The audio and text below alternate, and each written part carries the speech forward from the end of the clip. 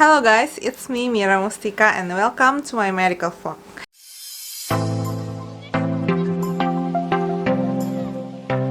Seperti yang teman-teman tahu, berita terbaru yang sangat bikin heboh dan kaget semua orang, bahkan termasuk aku yang begitu baca beritanya sampai, hah, ini serius gitu.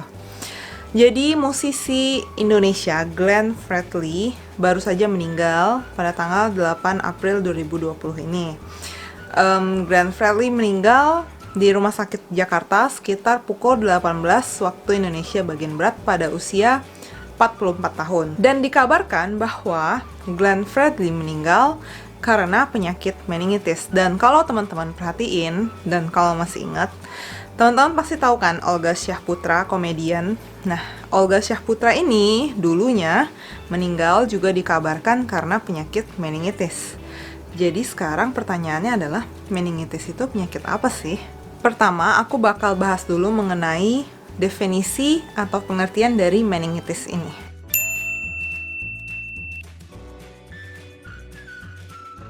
Kalau berdasarkan suku kata, meningitis itu berasal dari kata meningens dan itis.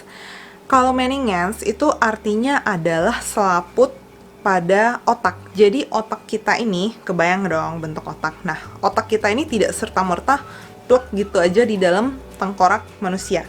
Di sekeliling atau di luar dari otak ini ada selaput tipis. Nah, itu yang disebut dengan meningens.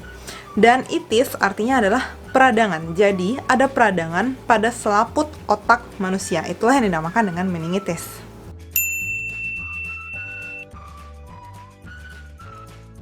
Meningitis ini bisa disebabkan oleh 4 hal. 1. Virus. 2. Bakteri. 3. Jamur. Dan 4. Parasit. Meningitis yang disebabkan oleh virus itu rata-rata gejalanya tidak terlalu berat dan bisa sembuh tanpa perlu perawatan secara khusus atau perawatan intensif di rumah sakit. Jadi bisa dikatakan kalau bahasa awamnya, meningitis yang disebabkan oleh virus tidak terlalu berat dan mudah sembuh. Ini kalau disederhanakan. Nah, sekarang yang sangat ditakutkan adalah kalau penyebab dari meningitis itu adalah bakteri. Kenapa? Karena kalau kita sudah terinfeksi oleh bakteri penyebab dari meningitis ini, maka angka kematiannya akan menjadi sangat tinggi. Dan juga perawatannya dibutuhkan perawatan yang lebih kompleks daripada meningitis yang disebabkan oleh virus. Pertanyaan selanjutnya adalah, bagaimana penularan bakteri meningitis ini dapat terjadi? Jadi, sebagian besar penularan bakteri meningitis itu terjadi karena kontak melalui udara atau melalui cairan dari saluran pernapasan, misalnya pemakaian gelas bersama. Jadi nantinya mikroorganisme atau bakteri atau virus, tapi di sini mungkin aku bakal lebih banyak membahas tentang bakteri karena bakteri itu ibaratnya lebih menyeramkan karena lebih berbahaya. Jadi penularannya ini setelah masuk ke dalam saluran pernapasan, misalnya dari pemakaian gelas bersama itu, nah kemudian nanti mikroorganisme ini akan masuk ke dalam saluran pernapasan, kemudian dari saluran pernapasan ini masuk ke darah, sirkulasi darah. Nah, dari sirkulasi darah itu tahu dong kalau darah kan mengalir di seluruh tubuh kita. Nah, nanti dia bisa sampai ke otak, ke jantung, dan kemana-mana. Nah, yang justru berbahayanya adalah ketika dia sampai di selaput otak tadi. Disitulah muncul penyakit meningitis ini. Sementara untuk 2 penyebab meningitis lainnya, yaitu jamur dan parasit, ini bisa dikatakan termasuk jarang sebagai penyebab meningitis. Jadi angka kejadian dari meningitis jamur dan meningitis parasit ini lebih jarang terjadi dibandingkan dengan virus dan bakteri. Kalau disebabkan oleh jamur, kita sebutnya meningitis jamur. Sementara kalau meningitis yang disebabkan oleh parasit, kita sebutnya meningitis parasit. Kalau meningitis parasit itu biasanya terjadi ketika parasit atau kuman-kuman kecil ini masuk ke tubuh manusia. Itu cara penularannya melalui 1. Parasitnya mungkin berasal dari tinja atau kotoran. Nah, jadi maksudnya ini lebih ke kebersihan yang kurang dijaga dengan baik. Atau parasit juga bisa menular melalui hewan, seperti contohnya adalah siput atau ikan mentah. Nah, itu juga bisa menjadi salah satu tempat untuk penularan parasit. itu merupakan penyebab-penyebab yang bisa menjadi penyebab meningitis. Hanya saja di sini aku perlu sampaikan bahwa aku nggak tahu sampai saat aku membuat video ini apa yang menjadi penyebab meningitis dari Glenn Fredly ini. But at least aku sudah ngejelasin, dan kemungkinan ya, karena aku belum dapat infonya apakah dari virus, bakteri, jamur, atau parasit, tapi kemungkinan yang bisa menyebabkan sampai meninggal pada usia muda, seperti sudah aku bilang sebelumnya bahwa Glenn Fredly meninggal pada usia 44 tahun, kemungkinan besar adalah bakteri.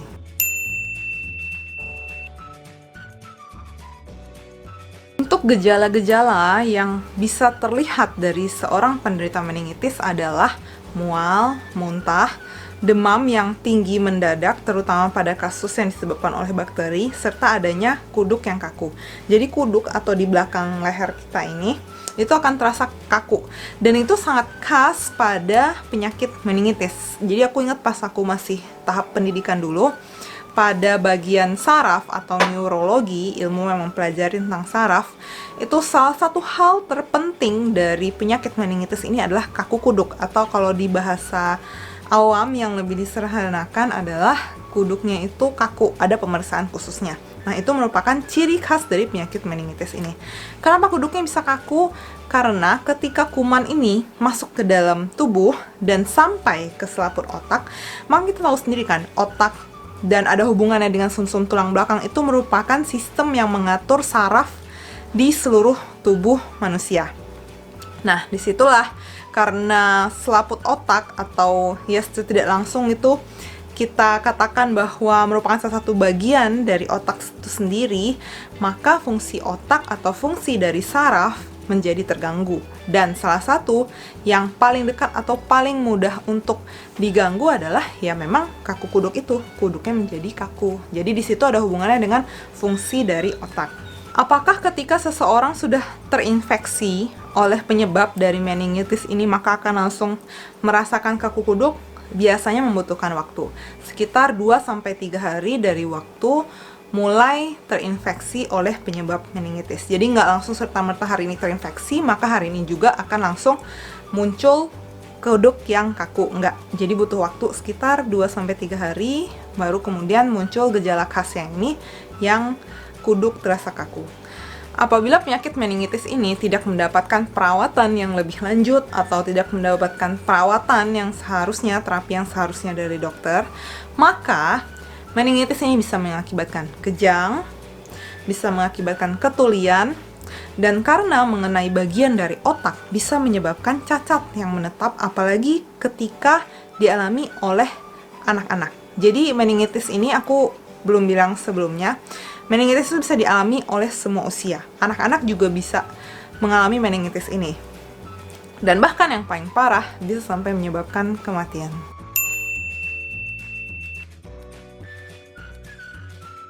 Ini pertanyaan terakhir yang pasti bakal semua orang tanyakan apabila setelah mengetahui penjelasan dari awal tadi, dari definisi sampai gejala.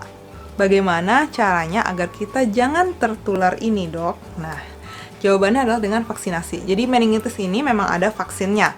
Kalau sudah dijalankan atau sudah diikuti vaksinasi meningitis ini, kemungkinan besar akan aman.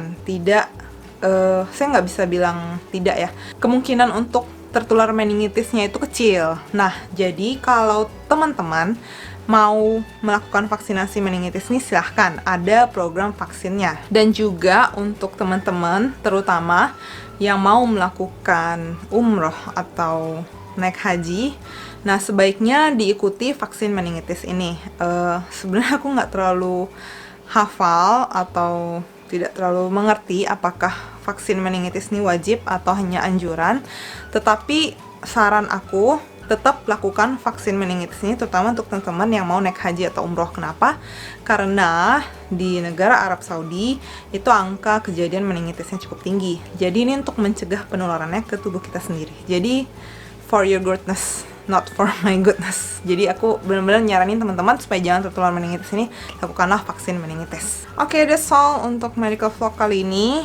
Aku juga turut berduka cita atas meninggalnya Glenn Fredly ini, karena kita semua pasti pernah mengalami fase-fase di mana lagu-lagu dari Glenn Fredly ini, lagu-lagu romansanya itu sangat menghiasi beberapa bagian di dalam hidup kita. Semoga keluarga yang ditinggalkan dapat berlapang dada dan dapat terus semangat. Buat teman-teman yang mau bertanya, silahkan tanya di kolom komentar di bawah, sebisa mungkin bakal aku jawab. Kalau mau request video juga silahkan komen di bawah. Kalau aku merasa requestnya cukup menarik, bakal aku bikin. Jangan lupa di subscribe juga biar jangan ketinggalan video-video terbaru aku. Nyalakan loncengnya untuk mendapatkan notif setiap aku upload video baru. Dan jangan lupa di share ke siapa aja supaya mengerti tentang meningitis itu apa, dan pencegahannya juga sangat penting bagaimana caranya. Oke, jangan lupa di like. See you!